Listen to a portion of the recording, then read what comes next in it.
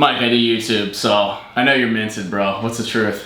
What do you want me to say? Do you have money? Or are you still playing the poor guy? I mean, obviously I have money. Would you say you're a millionaire? Yes. I don't like saying that. I don't like saying it out loud. But. Alright, well, let's get into it. Welcome back, guys. Just Tyler Ridgwood with the Finance Channel. It's been a bit. I'm sitting here with Kidbehindacamera, well known for the Angry Grandpa videos, the whole legacy. You might even know us two together as a package deal for all our collab videos over the years. Mike has pulled off like a miracle, rags to riches story. I mean, you want to give some background on like what your history has been on YouTube? As low as it can get. We couldn't afford food, water, electricity, and I started filming videos of my father, and he was breaking stuff and freaking out and just losing his mind, and people started watching. And that's not real, so you literally were dirt poor. We were dirt poor. Like when you say no food, I mean, come on now, are you exaggerating? No, I'm not exaggerating at all. There were nights where we were lucky to have cereal for dinner without milk. Listen, there were times... Don't you still eat dry cereal? I've not changed a bit. I'm the same. So that's what's confusing. I feel like everyone watching it, I wanted to do this video because they don't know the story or the financial components of your life. Because I grew up so poor, one, I have been very giving with what I have, and number two, I just don't feel comfortable talking about it. Was it something that growing up it was not natural to talk about money? There was no money. It wasn't natural to talk about because we didn't have any. You know, I remember one day, specific, the IRS took all the money out of the bank, and we had literally $0 for almost an entire month, and I don't know how we survived. What money were they paying taxes on? I thought you didn't have any. No, man, it wasn't tax money. Dad was getting like a disability check, and it was like against the law, but then they found out they were wrong, and they had to give Dad the money back. But in that like middle ground, they took it all out of the bank, and we had nothing. And I remember Dad like smoking. He's like, well, you better eat some goddamn beans now. We had no, like, I've never been able to convey how poor we were growing up. It's really poor. So guys, just quick snapshot background for Michael. This is Michael Green here, also known as Kidbehindacamera. He has done these freakout videos, so similar to me, with Psycho Dad, he's done Angry Grandpa. This was all his actual family. He would vlog basically these crazy freakout events, do challenge videos, basically filming whatever. And you've had two channels over the years. One, Angry Grandpa, where he'd have like just the big freak out, like climactic videos, and then he started a vlogging channel in which he was daily vlogging with his girlfriend Bridget for the longest time. Now, how long have you been doing YouTube? 2007. Wow. I mean, I've been doing videos my entire life, like with whatever we could get our hands on. Family would have a camcorder or something, and I would film videos on it. And I always wanted to produce videos and show my family because they're crazy. My family is legitimately crazy. Okay, it's not an exaggeration when I say my father had an anger problem. Yeah. Right. And so we started showcasing that, and it took off, man. It was. Do you think some of the aggression and things, and maybe your motivation was the fact that you guys were poor? It was absolutely the motivation. My motivation was to not have to suffer anymore. Because you talk about fish sticks. You guys ate fish sticks all the time. Man, you can get 4,000 fish sticks for 25 cents. Like, we ate fish sticks religiously because it's all we could afford. It's kind of worrisome that you can get so many for so little. Like, we ate Taco Bell the other night, and Mike's like, yo, we couldn't get the Supreme version of the taco because it was 39 cents more. Yeah, we couldn't get the regular version unless it was Tuesday. What was Tuesday? Taco Tuesday at Taco Bell, they had like 15-cent tacos. And so Dad was like, okay, here's 15 bucks. Go get as many tacos we can afford. Right? And now you're a millionaire. Now I'm a millionaire. How does that feel? Because like you haven't said that. I don't feel comfortable saying it now. It's weird. What is the thought process behind not being transparent about that side of all this? If the universe is listening, they listen to me cry about being poor. I don't want them to hear me talk about being rich. Right. I don't want the universe to go, you know what, you've had enough, right? Because I haven't. I want more. Yeah. I want to have the kind of structure where Mia never has to work again, right? Because you have a daughter now, Mia. I had my first child. We had her. She turns 1 on Sunday. I want for her to never want again. When I grew up, we had so little because we couldn't afford to go to the state fair. We used to try to do it in our backyard. Wow. And we found like a bicycle, and we took the handlebars off and hung it in a tree and pretended it was like a ride at the fair.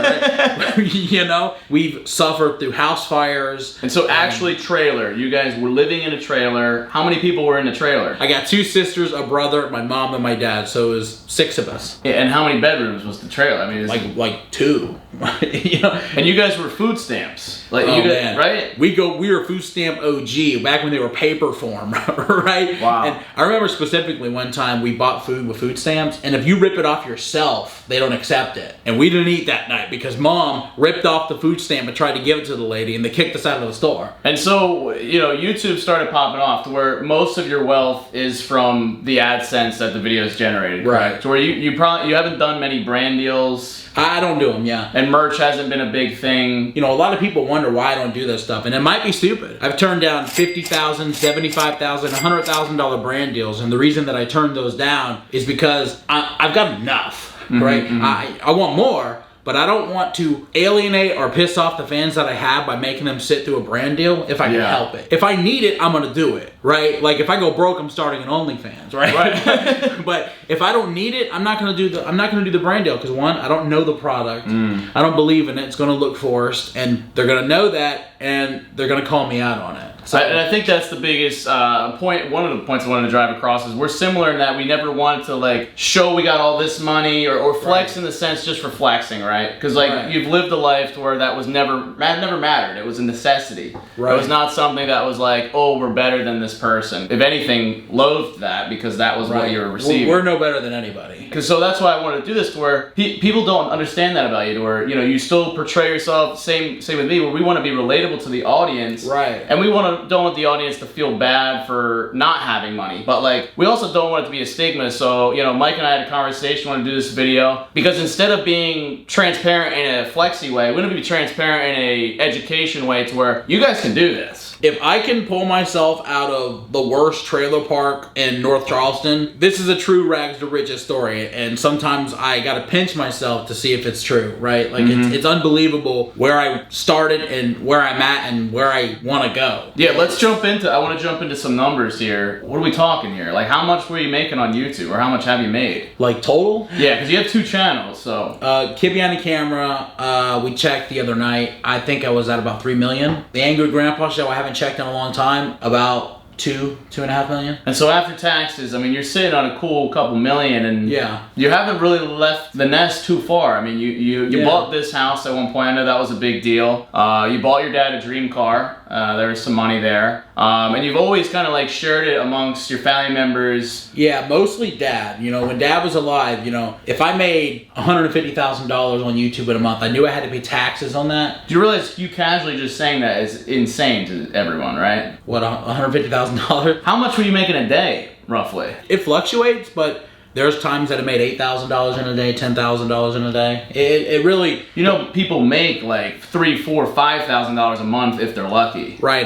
You're making $8,000 a day? I sometimes got to remind myself of that because it's like, if I have a low day, I'm like, oh, I only made $5,000 today. But I'm like, well, you know what? People go to college for this kind of money. You know what I mean? And I kind of lucked into it. And I don't want to say lucked into it because you can luck into a good video, but you can't luck into... Like 1,000. 1,000 of them or that... It just doesn't happen that way. So, and you've been smart. You've been smart with your money. I mean, yeah. I mean, like I said, most of the time, if I made $150,000 in a month, I knew I had to pay taxes. I always gave Dad a huge portion of it because I wanted him to never have to work again. And on top of that, I bought him the dream car. On top of that, I bought him the house. So a lot of people said, oh, Grandpa bought his own dream house. I bought him the house and gave him money because... What have you bought for yourself? Have you splurged on anything? Have you ever bought anything ridiculous? No, not really. Why is that? I don't know. To be honest, there's nothing that I felt like I needed. I own this house. I own our cars. I bought Dad's house. All that's paid for in cash. I feel like there's not much else that I need. Yeah. If I want something, I'll buy it. Right. You know, I'm at a place now where I'm like, you know what? I need a new computer. It broke down. I can afford to get that replaced. I don't want to buy fancy cars. I bought a nice family car. I don't need the best clothes. I'm wearing a Marvel comic shirt, right? I don't need to look the part. I just want to feel comfortable in my life. Yeah. And people subscribe to you, it seems, for your relatability, for the fact that, I mean, it seems like you generally play victim in a lot of videos to where you're kind of the butt of the joke, to where I feel like if you did start buying these things, it's kind of unknown territory for you to where like, are people still going to watch this? Is this interesting? Because there's not as much struggle. Yeah, there's definitely that element. But also, I just don't feel like, there's nothing like that toaster. I was like blown away. I bought like a $400 toaster. It's like digital. And I'm like, did I just like why did I spend $400 on this thing? And it doesn't matter. You know what I mean? Long term, it's a drop in the bucket. But it's like it's odd to have these kind of things. If you could have told me as a kid that I would have a touch screen toaster that cost $400, I would have been like, there's no way. Now what has been driving you now? Like, because I mean, you started from nothing, you got to a place of comfort now. What's still keeping you working so hard? Is it not enough money, or is it not about money, and has it ever been about money? No. It's never been about money. The money has definitely been, an incentive. A lot of the stuff that I did, it was fun. Yeah. I had a lot of fun doing videos with Dad, and I have a lot of fun doing videos with Bridget, and bringing my daughter into all that, and showing her what we do, and doing videos with you. That stuff's fun to me. I enjoy creating, videos that people love, and you got people writing you, and they'll say, you saved my life, and I've been watching you for years, and that kind of stuff is comforting. The money's great, but I'm at a position now where I could quit. Yeah. But I don't want to, because I enjoy doing it. Yeah, I enjoy doing it as well, and I think the thought for me was like, all right, I feel like I gotta help these guys, because we can do storytelling and all that to help people, live through characters or whatever, situations even. But now it's like, I know everybody wants money, and I know it was probably like a thought growing up where like, if I could help out my family somehow and get it so that everyone's not struggling, I'm gonna do that. So like, but now it's like we're from more of a fatherly perspective, like how can we help out the audience in some way to make money? So guys, I encourage you to look at Michael's story, my story as well, and start to think what you can do, because it's certainly possible. Oh, most definitely. I mean, at what point were you like, okay, this is starting to become real? Well, it was probably based off the money, right? Right. Yeah, I remember our very first YouTube paycheck. It was around 2011 or so, and we got accepted into the partnership program. And I was telling Dad, I was like, we might make like $100 doing this. Yeah. He was like, ain't no goddamn way, mate. And we got the first check for $700. I was like, wow, dude, we bought groceries. Right. For the first time. Right. I'm like, dude, this YouTube video put food in the house and we can go out to dinner. It was mind blowing. And I was like, how do I make more? Right. So I started doing more. And then I started the Kid Behind the Camera channel. And using the Kid Behind the Camera channel, I would do aftermath from the main channel. And people would go over to see that, because you got to see what happened after. And Kid Behind the Camera kind of became the breadwinner channel. Right. Yeah. I got to give that to Bridget. We were talking one day and she was like, why don't we start doing daily vlogs? Because we're not filming enough on our channel. People want to hear from us too. And I was like, they don't want to hear, they just want to hear from Dad. And I've learned. Right. Yeah. They want to hear from us too. When Dad passed away, I really was wondering what was going to happen. Are they going to stop watching? Because he was the face of the channel. But they're still watching. And we're still pulling in the same views. And I got to give that to Bridget, because making people care about us, and not even making them, they just cared. Right. And having that happen was her idea. And through that, doing daily videos, it just skyrocketed. It was unbelievable, and it happened like that. That's the biggest thing that I've been trying to crush the stigma for ever since Sega Stories blew up. I used to do a YouTube money, how to get YouTube money or how it works, because there's been the stigma. We still get asked like, you get paid for these videos? We don't want to gloat. I hate saying that, so I usually don't give a straight up answer. Right. I'm usually like, it's all right, right? I think you do the same thing. Like, yeah, because I don't want anybody to feel bad about their position. 100%. You know what I mean? It's like, listen, I do well. There's no shame in anything that you do. I've worked every job. I've worked at Wendy's. I've worked at Walmart. I worked at Kohl's. You've been there. I've been there. I know what it's like. And there's so where if somebody came up to you back when you were in Trailwood or wherever, and they're like, hey, I just made $80,000 this month, I would feel like crap. And you probably hate them a little bit. Right. It's like, why are you? It's like, good for you, dude. Right. I'm in this trailer. Why are you telling me this? Right. You know what I mean?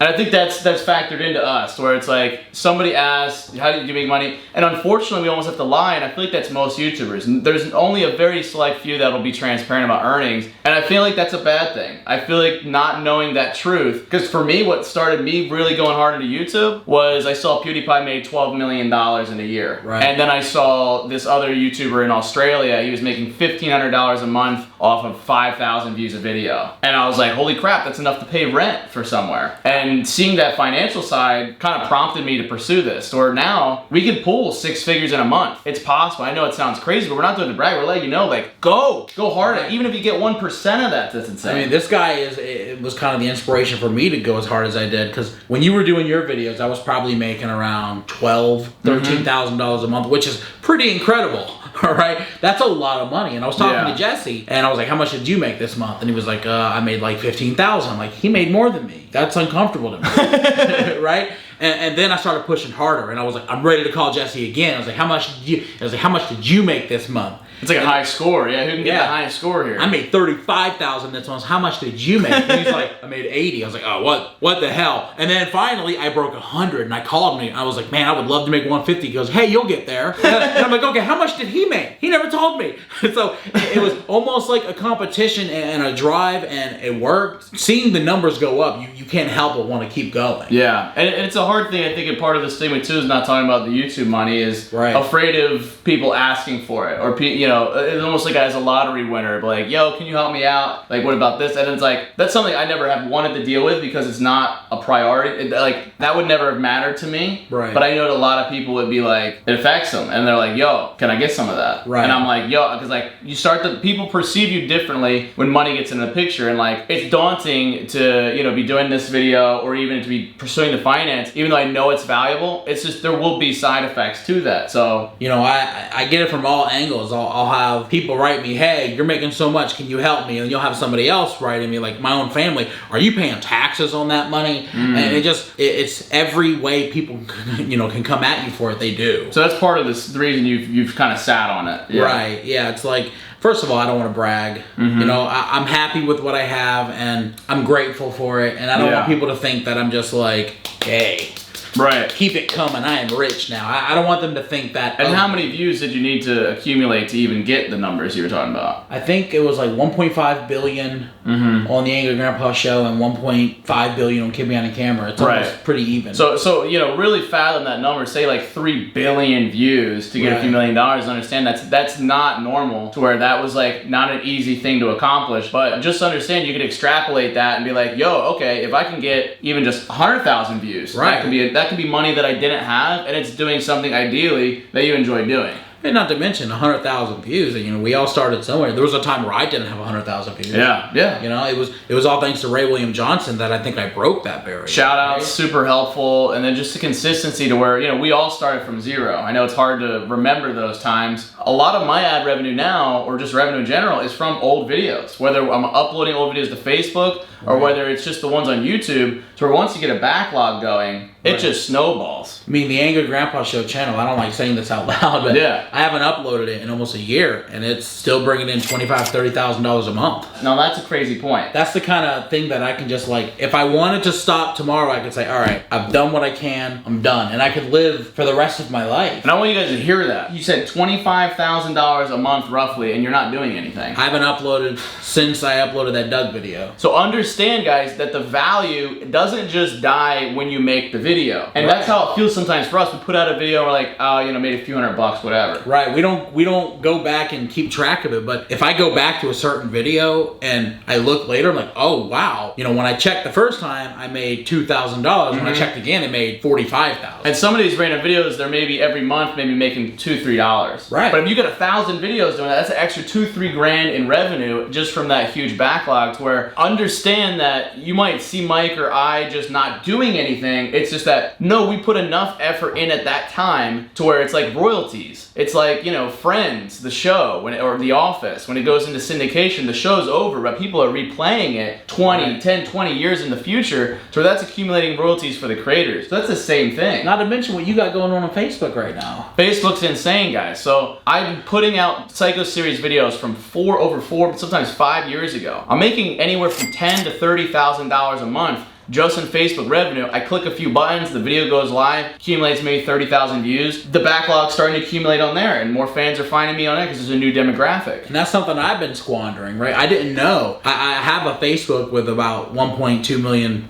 followers on it, and it's monetized, and I upload 1-2 videos a year. And I'm looking, Jesse's making this kind of money. I made like $3 last month on Facebook. I'm like, I'm gonna start building up Facebook now, right? It's like looking and learning from other people. It's a smart way to start building your investments and, you know. And even for TikTok, you know, I know a few people that maybe are making crazy amounts of money on TikTok, but they're porting that audience over to a Patreon, say making $10,000, $20,000 a month with dedicated fans, you know. It's unbelievable. There's so much opportunity out there right now. It's where if you have something you're passionate about, you're unsure, look at us. There's a lot of ways to do it. You can sell one-off videos. When I first started, Break.com was, I would upload a video and they would offer to buy it or lease it for like $1,000. Wow. It was a quick, imagine $1,000 in those days. I was as poor as it got then. Yeah. Like, that was good money. We had a Christmas that year because of it. It's so crazy to even, you know, enlighten you guys on all this, and it's super refreshing to kind of air all this out there, because it's something that we are like, we don't know how to handle some of it, but we know it's important for you guys to understand this. But Mike's actually jumping into this himself. If you enjoyed any of this kind of like brief jump into Mike's kind of financial situation, kind of how his whole history on YouTube and how he's accumulated this wealth, same with mine, I encourage you to go check out Michael's channel. He started a brand new channel, Michael Green. He's gonna be jumping all kinds of stuff. We're both gonna go hard. We've been looking for something a little different, and just wanting to like be more real is super good because the content just sells itself, and we feel like we got a lot of juicy insights to share with you guys. And if you found any of this interesting, if you want us to kind of peel back the layers more on anything specific that we talked about in here, let us know in the comments below. Subscribe to Mike's channel, get in touch over Twitter. All the links are always in the description, and we can do more videos about certain topics. Yeah, I really want to show people, 1, where I came from, 2, where I'm at now, and 3, where I want to be, because I'm not done yet. Where do you want to be? I mean, you got like a number goal that you want to hit? There's not so much a number goal. I just want enough where I feel like I don't have to do anything again. You feel like you're not there yet? I could be there, but there's more to do. There's something you want to buy or do that's going to cost a lot of money, you think? Yeah, there's a lot of stuff that I want to do. I would love to get a bigger house. I can afford a bigger house now. You hear her now. That's the reason. That's my motivation. My daughter. When you become a father, everything starts to change. I was talking to Keemstar, and he told me once he had his daughter, it became making money. That's all it's about, and that's what I've started to notice. I want money. I started to dabble in investments. I started to talk to you about cryptocurrencies. I've started to put my money in places, because for the longest time I never did it. You've never invested? I never was investing. When did you start investing? This year. What do you think made you start? What was the light bulb moment? Oh boy, do I have a story.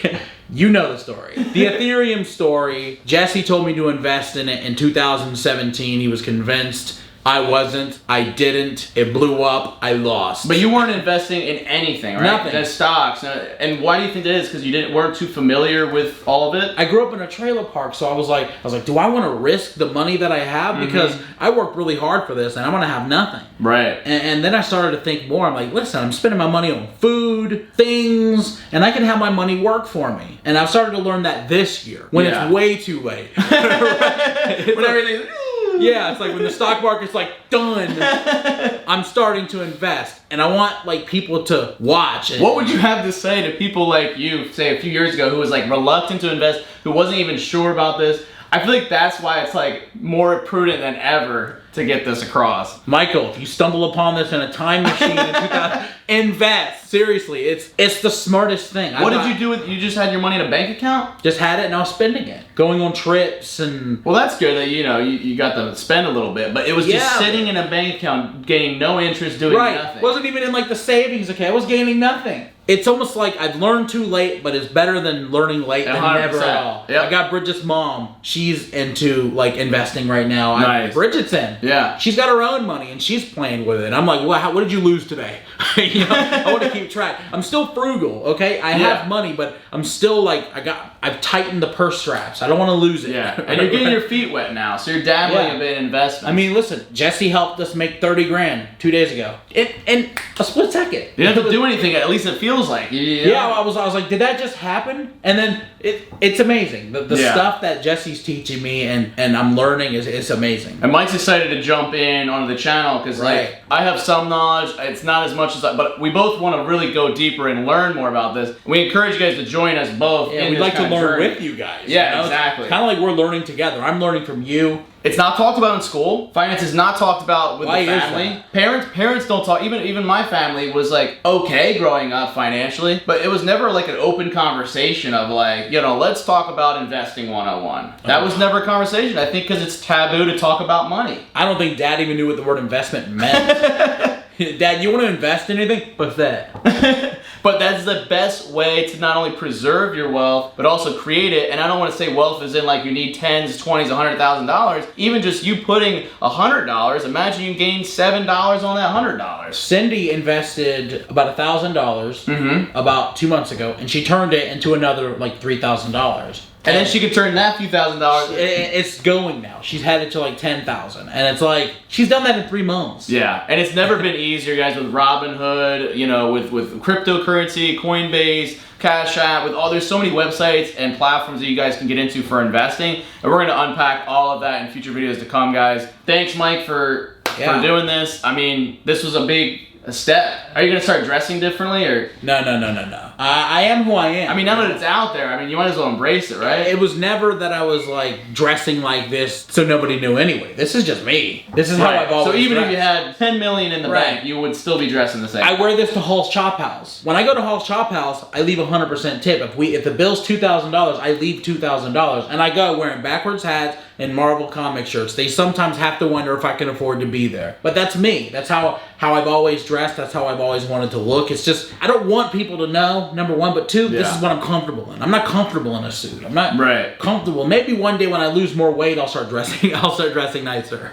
So what would you say the biggest takeaway for people watching this, for your story here? You can do it. You know, anybody can do this. If I can buy my father a dream car and a house and still have enough money to give him $50,000 in a month, you can do it too, because I'm lazy. I don't want to say I'm lazy because it's a lot of work, but I feel lazy. Look at my appearance, but I've sacrificed a lot of myself to get where I am. Now it's time to focus on the other stuff. But if I can do it, so can you. Yeah, we're not always advocating, say, just to be a YouTuber. That, you know, it's definitely still possible. You can still make a huge killing on here if you really work hard and are passionate about it. There are so many avenues that they can take. But yeah, that's kind of what we're really stressing, is whatever it is, whatever you feel in your heart is the thing, but then also investing, know that you don't have to be a YouTuber, you don't have to have a lot of money. You guys can do it with however much money. You can do it even at a younger age. Really dig deeper into all this information. You might think, finance, it's not for me. It's like, guys, don't get hung up on the word finance. Do you wish you had more money? Do you want to buy more video games or buy more Pokemon cards or whatever the freak you're into? Do you want to buy more of that? Well, then investing, finance, money education is the most important education, I think, because you need money for literally life. You need it for bare necessities. Should I invest in a Pokemon cards?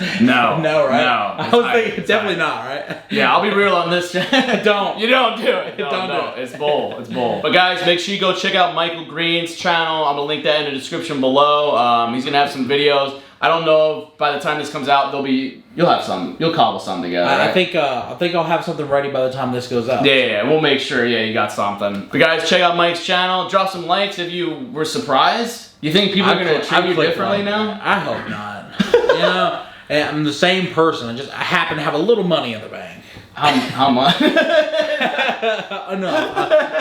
I'm okay.